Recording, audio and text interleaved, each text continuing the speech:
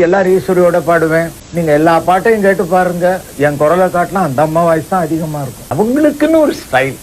அந்த ஸ்தானத்துல எந்த பொண்ணு இன்னும் வரல. எல்லாரும் ஈஸ்வரின்னா அது ஒரு தனி முத்திரை. கடை